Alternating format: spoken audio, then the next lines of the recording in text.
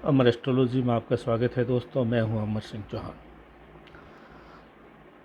हमने अमर एस्ट्रोलॉजी में इस साल के पहले दिन 1 जनवरी को एक सवाल जवाब प्रश्न उत्तरी का एक वीडियो बनाया था। वो लोगों ने बहुत ही पसंद किया, लोगों को अच्छा लगा, लोगों को ज्ञानवर्धक लगा।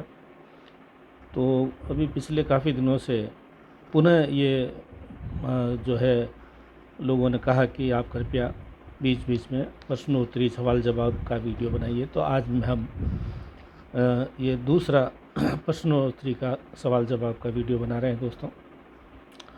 ये सवाल लोगों ने मुझे व्हाट्सएप के माध्यम से, ईमेल के माध्यम से, ये व्हाट्सएप ईमेल के मेरे नंबर ऊपर दिए हुए हैं। आप भी इसके माध्यम से भेज सकते हैं। कभी कोई सवाल या कुछ भी पूछें तो ज्योतिष विश्लेषण के लिए भी आप इसी नंबर पे व्हाट्सएप है, इस पे आप कर सकते हैं।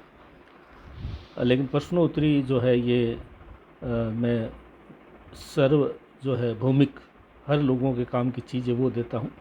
ये ज्योतिष कुंडली देखने के लिए ये वीडियो नहीं है। ज्योतिष कुंडली देखने के लिए कृपया आप इस पे व्हाट्सएप करें और उसकी फ़ीस, निर्धारित फ़ीस आप जमा करवाएं। ये वीडियो, अब आज का वीडियो जो प्रश्नोत्तरी का, ये सार्वभौमिक प्रश्नों के लिए है जिसमें सबका हित हो। व्यक्तिगत हित की कोई ये सवाल हम इसमें नहीं लेते हैं। पहला सवाल है मनोज कुमार जी का, गुजरात के जूनागढ़ से इन्होंने लिखा है, लग्नेश और लगन का कुंडली में कितना प्रभाव असर होता है। देखिए, कुंडली में लगन और लग्नेश ही सबसे महत्वपूर्ण चीज़ है।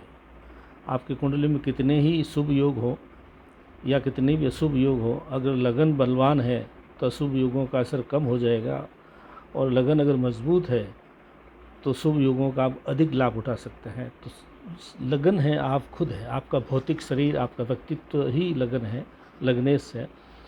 तो ये तो नींव है जन्म कुंडली की देखने के लिए। बाकी सब फूल पत्तियां हैं, लगन और लग्नेश जड़ है, तना है। इतना इसका प्रभाव है दोस्तों। दूसरा सवाल है, माता पिता का कष्ट दूर करने के लिए हम क्या कर सकते हैं। देखिए, करने के लिए तो बहुत है। सेवा सबसे बड़ी चीज़ है, लेकिन सबसे बड़ा जो इसका है कि उनको दुख न दें, उनको सुख महसूस हो, उनकी सेवा करें, जिससे उनकी आत्मा से आशीष निकले, आत्मा से हमारे लिए शुभ कामनाएं निकले। ये सबसे बड़ा है। सेवा से बड़ा कोई धर्म नहीं है। एक भीलवाड़ा से एक सज्जन है जनक कुमार जी, उन्होंने सवाल किया है कि कोई व्रत या पूजा हम लगातार करते आ रहे हैं, लेकिन अगर किसी कारण से हमें बाहर जाना पड़े, दूसरे शहर में जाना पड़े, तो क्या पूजा और व्रत वगैरह कर सकते हैं क्या। इसमें देखिए, सबसे सरल जो है इसका जवाब ये है कि जब भी आप घर से बाहर जाते हैं तो सूतक लग जाता है, शरीर को अशुद्ध हो जाते हैं। तो पूजा तो न करें तो ही अच्छा है, लेकिन कुछ व्रत ले रखा है तो वो भले ही आप यात्रा के दौरान कर सकते हैं, लेकिन पूजा करना अशुभ अवस्था में, सूतक अवस्था में उचित नहीं है जी। एक देहरादून से योगेश्वरी पंडित ने लिखा है कि शुभ काम करते समय अगर दाईं आंख फड़के तो उसका क्या जो है समझें, शुभ या शुभ। देखिए, शुभ काम करते समय दाईं आंख या कोई भी बाईं आंख कोई ऐसा अशुभ जो है संकेत माना जाएगा, और उसमें थोड़ा बहुत कष्ट या व्यवधान ही मान के चलें, क्योंकि शुभ कार्यों में ये चीज़ें, आंख फड़कना या छींक आना या ऐसी चीज़ें सही नहीं मानी जाती है। एक सज्जन है मध्य प्रदेश के केलवा गांव के, उन्होंने पूछा है कि घर परिवार में किसी की मृत्यु हो जाए तो कितने दिन बाद हम पूजा पाठ स्टार्ट चालू कर सकते हैं। देखिए, जैसे कि हमारे यहाँ पे 12 दिन का शोक होते हैं और उसके उस सूतक रहता है, तो उसके 12 दिन के बाद में जब ब्राह्मण भोजन होता है तो उसमें उसके बाद आप पूजा शुरू कर सकते हैं, क्योंकि ब्राह्मण भी 13वें दिन ही गणेश की पूजा और बाकी अन्य पूजाएं करते हैं, और 12 दिन तक जो है जो पुराण पढ़ी जाती है वो ही मान्य है, दूसरी पूजा मान्य नहीं है। एक सज्जन है कर्नाटक से श्रीमती धन्वंतरी देवी, इन्होंने बहुत सुंदर सवाल किया है कि हमें ईश्वर से क्या मांगना चाहिए। इसका सबसे सुंदर जवाब मैं दूं दोस्तों आपको कि श्री कृष्ण भगवान से पांडवों ने भी यही पूछा है कि हमें आपसे क्या मांगना चाहिए। आपसे मतलब उनको मालूम पड़ गया था कि कृष्ण भगवान जो है भगवान है, ईश्वर है। तब कृष्ण ने जवाब दिया था कि अब जब तुमको मालूम पड़ ही गया है कि मैं खुद ईश्वर हूँ, भगवान हूँ, तो ईश्वर से तो आप जो है सुख मांगे, प्रेम मांगे, सद्भाव मांगे, स्वस्थ मांगे। लेकिन कुंती ने कहा नहीं, मुझे तो आप दुख दीजिए, मैं दुख मांगती हूँ आपसे। तो कृष्ण ने कहा क्यों? तो कुंती ने कहा कि दुख में ही हमेशा ईश्वर याद आता है, तो मुझे जीवन में दुख रहेंगे तो आप सदा मुझे याद आते रहेंगे। तो ये भी एक है रूप है दूसरा ईश्वर को याद करने का। एक सज्जन है जिनको किसी ज्योतिष ने बताया है कि मोती चांदी की अंगूठी में मोती धारण करके पहनना है, तो वो ये पूछ रहे हैं कि कौन सी अंगुली में पहनना चाहिए। इसका सबसे सिंपल सा, वैसे तो हम ज़्यादातर घरों में लोगों को ये मूर्ति चांदी की अंगूठी मोती युक्त धारण कर देखी होगी। ये बाएं हाथ की छोटी अंगुली कनिष्ठा लिटिल फिंगर में पहनना चाहिए, क्योंकि वही बुद्ध का पर्वत है, यहाँ पे पहनना चाहिए। एक सज्जन पूछ रहे हैं कि उनको बच्चों को या पुरुषों को, मतलब जो है पुरुष को कर्ण छेदन, कान में छेद करवाते हैं, ये क्यों करना चाहिए, क्यों परंपरा शुरू हुई? ये है श्री शैतान सिंह जी राजपुरोहित हैं, जालोर जिले के राजस्थान, उन्होंने पूछा है। देखिए वैसे तो कई कारण है, लेकिन मुख्य कारण जो शास्त्रीय कारण है वो यह है कि वीर्य वेग होता है, वीर्य जो है उसका वेग होता है, वो उसकी स्तंभन शक्ति बढ़ाने के लिए पुरुषों के कानों में छेद किए जाते हैं। ये बहुत कम लोगों को मालूम है, ये शास्त्र सम्मत चीज़ है, वेद सम्मत चीज़ है। वीर्य वेग के स्तंभन को बढ़ाने के लिए कानों में छेद किए जाते हैं। एक सज्जन ने पूछा है जो श्रीनगर से हैं, दीप चंद जी, उन्होंने ये पूछा है कि कार्पण्य दोष क्या होता है। देखिए कार्पण्य दोष को अंग्रेजी में अगर मैं बोलूँ तो प्रोकास्टिनेशन, वो कार्पण्य दोष में आता, किसी चीज़ों को टालना, मतलब कोई कर लेगा मैं क्यों करूं, या अक्रमण्यता जिसको बोल सकते हैं, ये कार्पण्य दोष का उदाहरण है।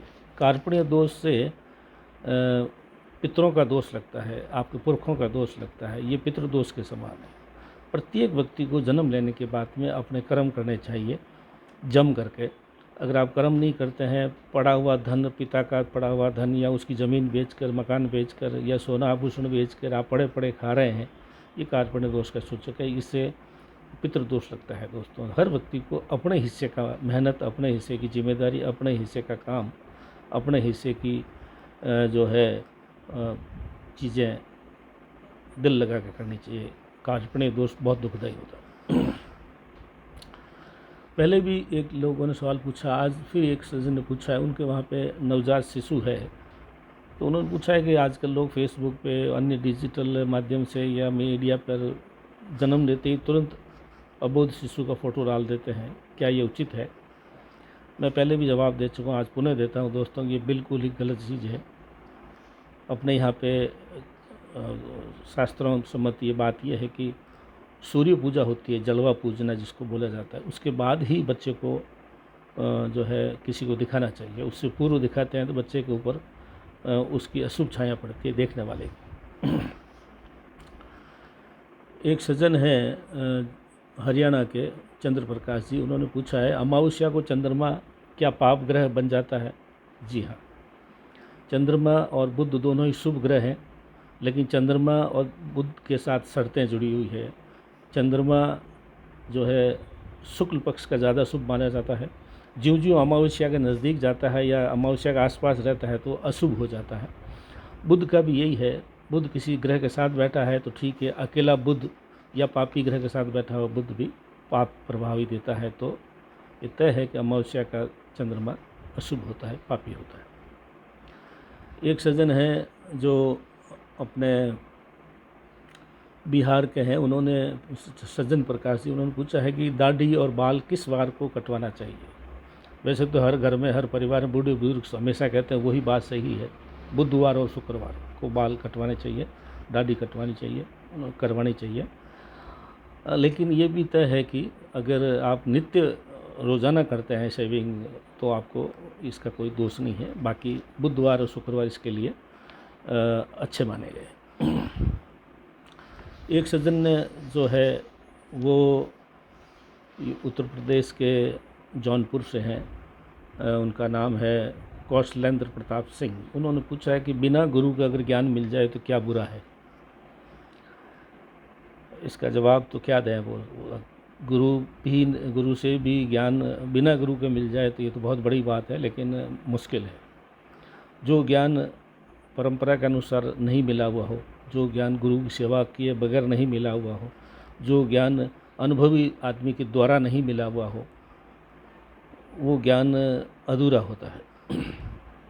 किताबें पुस्तकालय में भरी हुई पड़ी है, और आजकल तो ये जो है डिजिटल में गूगल पे वगैरह पे आप कुछ भी लिख दीजिए, हर चीज़ उपलब्ध है। तो ज्ञान की तो कोई उपलब्धता की तो कोई कमी नहीं है, लेकिन अनुभव युक्त ज्ञान जरूरी है, वरना जो है आधा अधूरा ज्ञान जो है वो दुखदाई होता है। तो ये कुछ प्रश्न मैंने लिए हैं दोस्तों। अगर आपको अच्छे लगे तो आप भी जो है मेरे इन नंबरों पे और या इस ईमेल पर आप डेली अगर 15-20 सवाल इकट्ठे हो जाएंगे तो उसका जवाब हम देंगे आपको। लेकिन सवाल सार्वभौमिक होने चाहिए, सबों के लिए काम के होने चाहिए। व्यक्तिगत कुंडली की चर्चा यहाँ न करें कृपया। तो हमारा अमर एस्ट्रोलॉजी को सब्सक्राइब करें, लाइक करें, अपने परिवार, दोस्तों, मित्रों को भी हमारे अमर एस्ट्रोलॉजी के बारे में बताएं, उनको भी कहें कि सब्सक्राइब, लाइक करें, जिससे हमारी हौसला अफजाई हो। धन्यवाद।